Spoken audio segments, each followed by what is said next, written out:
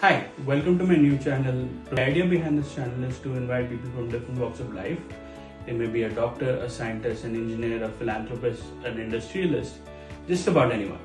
My idea is to invite them to this show, ask them questions and interview them about how they have achieved success, what steps did they take, maybe some funny stories, and a few inspiring stories as well to get them where they are. So this would help us, help the viewers to do better in their own lives. Maybe they can get some inspiration and improve upon themselves going forward. I hope everyone likes my new podcast, and I would love your feedback on it. And please do like, share and subscribe whenever you get a chance so that I can produce more better content going forward. Thank you and have a good day. Hi Priya. Hi. So before we start, I just wanted to give you a quick overview of what we are doing here today. Mm-hmm. So basically this is like an interactive session. You talk to me, I talk to you. Any questions you have for me, any questions I have for you, we just talk like a normal, like we do every day. Like we'll be doing for a couple of hours right now. Mm-hmm. So the reason for this podcast is to educate people. Basically, there's knowledge out there. I just want to share personal knowledge that you have. Mm-hmm. I'm sure you see hundreds of people every day Mm-hmm. and interact with them in many ways that not everybody has access to. So basically, I'm trying to pick your brain a little bit. Sure. And get the knowledge out there. So we are like third cousins or something, third, fourth cousins. But leaving that aside, I want to come at this from a very neutral perspective. So let's start. Why don't we start with how introducing yourself? Sure. My name is Priya. I am a first generation Indian. I'm born and raised in the U.S. I grew up coming to India very frequently, so my family in India I'm very close with. I've always enjoyed coming here. India is always my second home, so I have two sisters. We're all very close, and I have a son who is a toddler, and I work in anesthesia, and I love it. Very cute though. Yeah. I've gathered that you have a dog. I do. And a son as well. Yes, I have two. Both of which I have seen photos are very, very, very cute. Thank you. Thank you. They keep me very, very busy. Yes, I have a little French bulldog. He is going to be 9 years old in November, and my son is 20 months old. Oh, nice. So, I've heard somewhere that kids who grow up with dogs are more caring, are more social with people. Yes. Yeah, they both love each other. They're both very gentle with each other, so it's a very sweet relationship to watch. Absolutely. Now, how do you mentioned you were a first generation American or American Indian? Mm-hmm. How does it feel to come back to India after, I would say, a long time? I think from what I've seen. Yeah, I think the last time we were here was 2018, okay. 2017 or 2018. Yeah, so 4-5 years. Yeah, so it's been a good while. Life happened in the middle, COVID happened in the middle. Otherwise, we would have come more frequently. But growing up, we came every other year at least. So it's been great to come back and visit. It's changed so much. Hyderabad has gotten so busy. There's so many more buildings, traffic, Absolutely. shopping, but I mean it's something that I've grown up around, and I wanted a chance to introduce my son to it and have him get used to this setting. Absolutely, he will love India. Yes. Because I was away for 5 years myself. Mm-hmm. I've seen Hyderabad go from this small to this huge place. Yeah. Nothing can beat India at this point. Yeah. What is your field of work? How would you define it? Sure. So I work in healthcare in the field of anesthesia. So I am a physician's assistant, which is a master's program that I did after completing my Bachelor's of Science in engineering, actually, in industrial engineering. So it's a Bachelor's of Science that I did with pre-med pre-medicine, and then I did a master's in medical science and anesthesia. So I am a physician's assistant. I work, my daily clinical work involves working in surgeries and putting patients to sleep for surgeries and then having them wake up. The two most important parts, putting them to sleep and waking them up. I monitor them during the procedure, administer medications to get them through the surgery. So basically, you're the first person they see when they wake up and the last person they see when they sleep. Absolutely, yes. So you're like their angel. Yeah, something like that. So, in simple words, many of people who are viewing this may not know what exactly anesthesiology actually means. So how would you define it to a guy like me? Okay. I know what the word is, Yeah.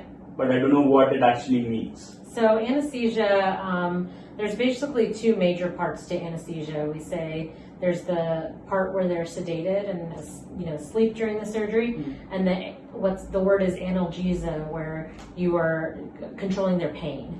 Okay. So those are the two major parts to anesthesia: is the sleep part and keeping them asleep during the surgery, and the analgesia part is the keeping them pain-free and comfortable during the procedure and for post-procedure as well. Okay.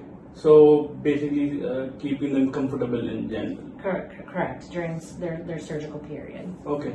So let's say a guy has a few medications that he already takes. Let's say it's for like my dad has a few heart issues. My grandfather, he had like sugar issues. Sure. So and they take medication for this every day. So do these medications which they take for like sugar, heart issues, bone pains, those kind of things affect with any kind of medication that you give? Absolutely, and we have to make sure in the perioperative period that they, stop the medications that they're supposed to stop, continue the medications they're supposed to continue, and basically adjust our medications that we give and titrate for them based on what they take and what their pre-existing conditions are. Okay, so everything is kept in mind, everything is taken care of before you go in. Yes, that is the expertise of the anesthesia team. Okay. Yeah. So we do a very thorough preoperative exam for patients. Oftentimes they come for a preoperative visit before they come the day of surgery. During the preoperative visit, they get a very extensive interview, and they're asked all of their medications, make sure all their lab testing is done, and then if there's any problems, then we adjust before they show up the day of surgery. Okay. And they get all of their instructions for the night before surgery and the day of surgery before they come in, and we treat them from there on out. Okay. So on a lighter note, is it like don't eat before you come for surgery? Absolutely, yes. I know people ask that question a lot, and it is for your safety. I know it's not comfortable to not have your morning coffee, but we strongly advise that you don't, because it puts you at risk for what we call aspiration. Especially big guys like me, like to eat a lot. Anyone. Okay.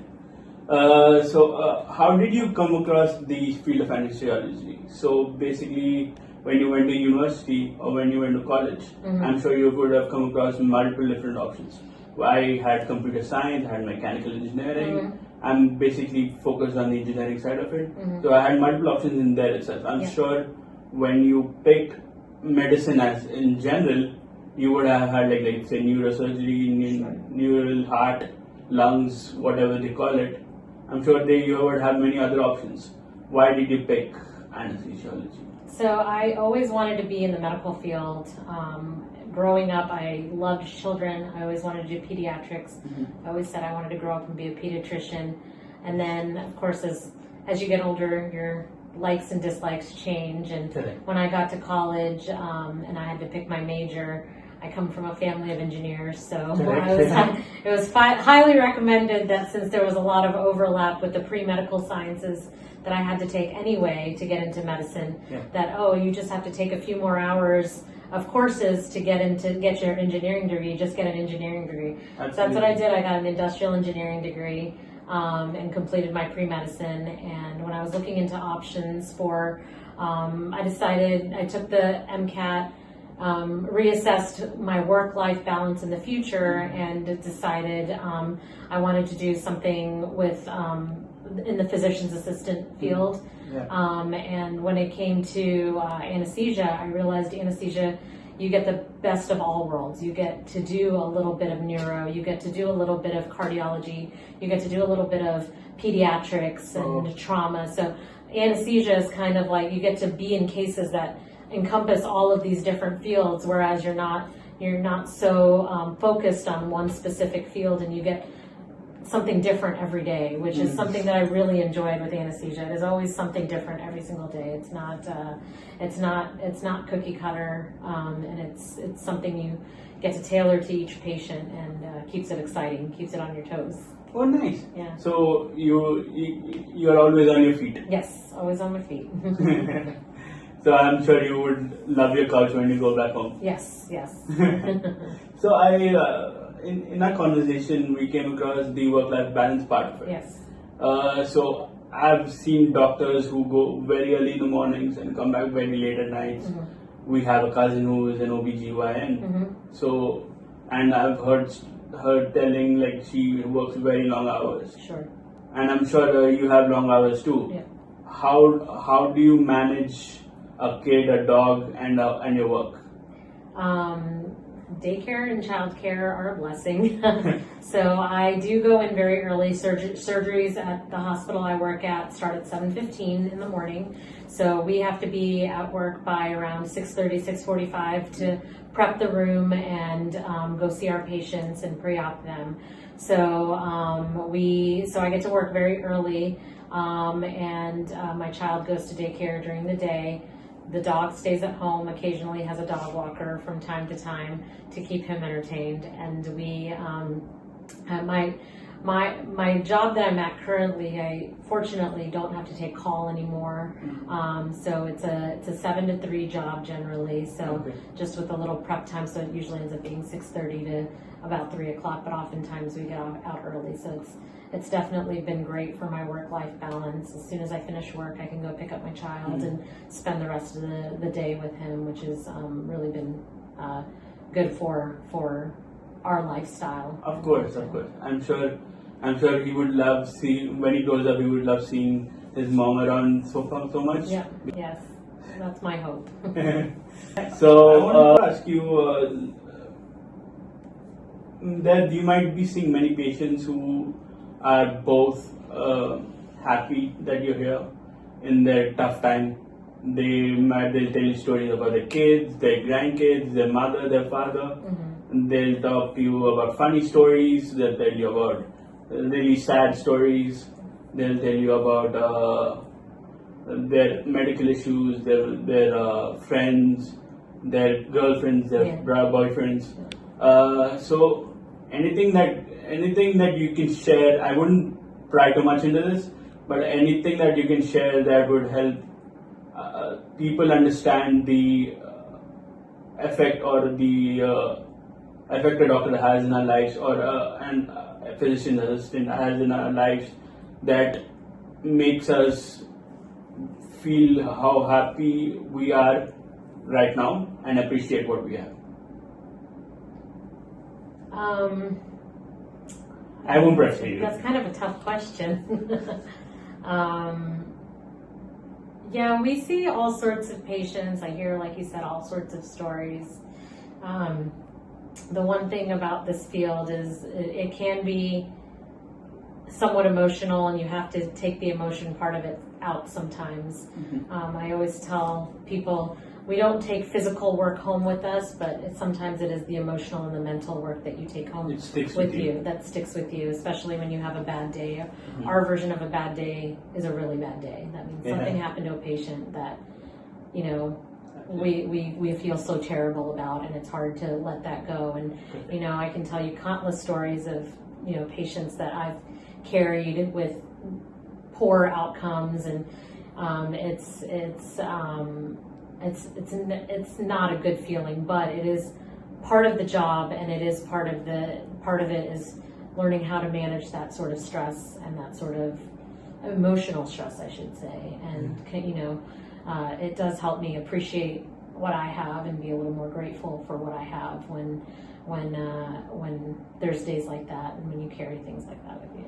I'm sure when they wake up and they're all fine, they would hug you and say thank you so much. Oh yeah, we get a lot of I love you so much. You're great. I'm like, oh, we just met and you're already in love with me. That's wonderful. I hope this carries on a lot for you. Mm-hmm. And I really wish the bad outcomes are lower and your good outcomes are higher. Yeah.